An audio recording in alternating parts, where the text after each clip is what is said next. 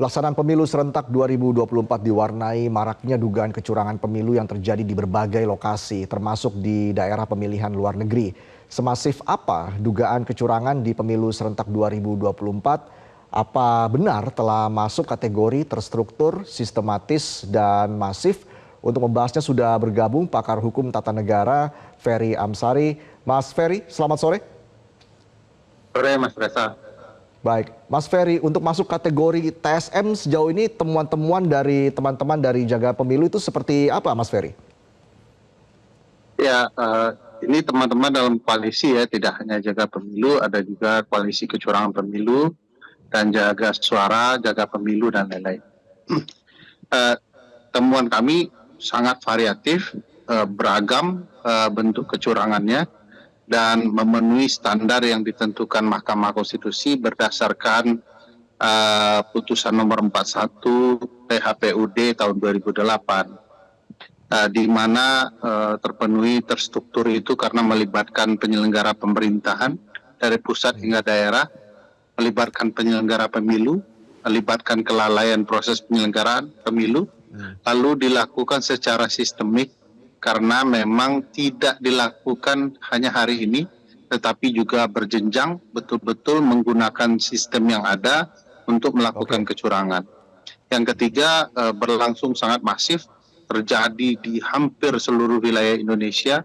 Temuan misalnya peta kecurangan pemilu.com memperlihatkan bahwa untuk urusan input saja sudah terjadi hampir di seluruh provinsi.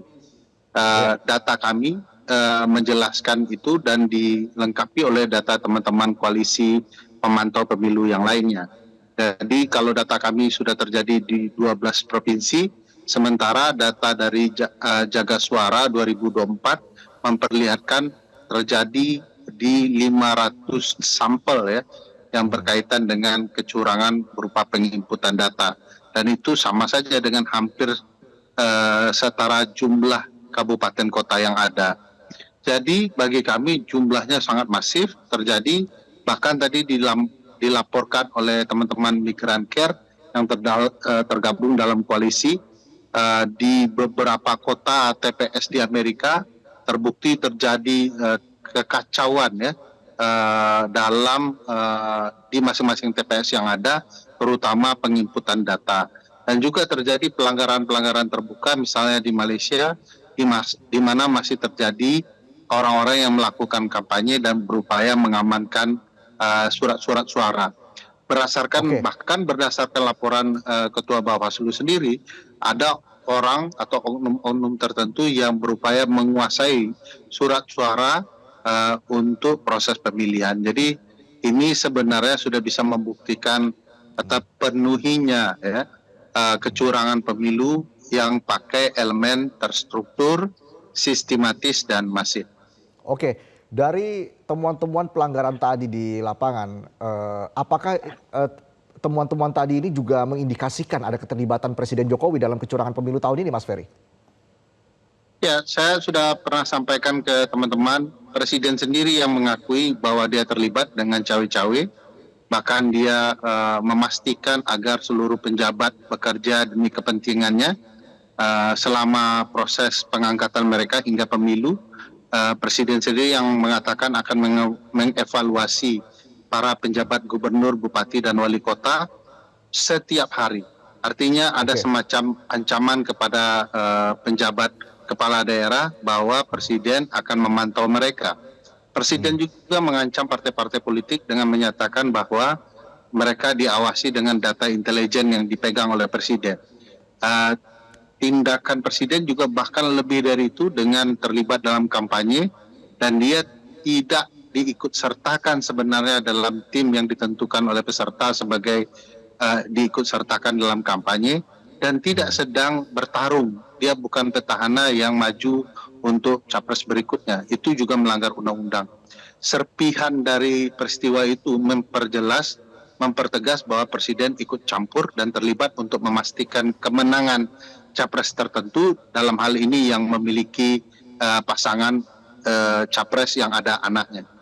Oke, Mas Ferry, ketika Presiden mengatakan jangan teriak-teriak curang, jika ada kecurangan laporkan saja ke Bawaslu dan MK. Tanggapan Anda seperti apa, Mas? Ya, secara sikap beliau memilih tidak netral ya dengan berargumen seperti itu. Beliau melarang orang berteriak-teriak dan lapor saja ke Bawaslu atau MK. Padahal di sisi yang lain ada calon tertentu yang teriak-teriak sudah menang. Padahal hasilnya baru quick count dan datanya diperlihatkan adalah kekacauan input data.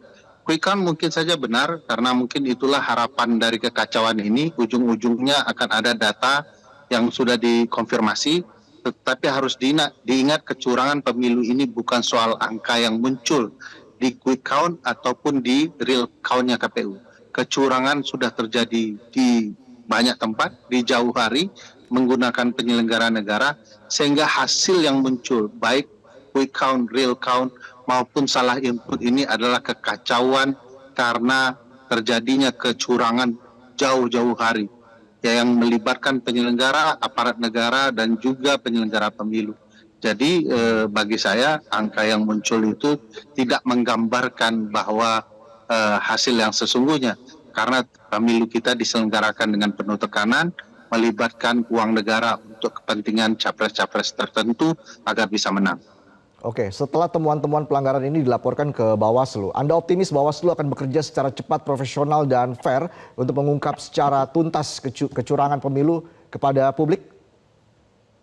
Saya pikir kami punya pengalaman ya, teman-teman koalisi kawal pemilu maupun teman-teman koalisi pemilu bersih memperlihatkan hasil laporan kita kepada Bawaslu itu lamban prosesnya, tidak ditindaklanjuti dengan cepat.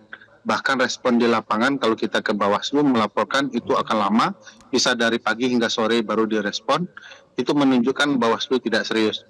Bahkan misalnya Bawaslu mengakui bahwa telah ada temuan kecurangan di Malaysia, sementara Bawaslu tidak serius dengan temuan kecurangan dan laporan kecurangan di negara sendiri. Jadi yang disebutkan oleh Bawaslu adalah yang terjadi di negara lain ya.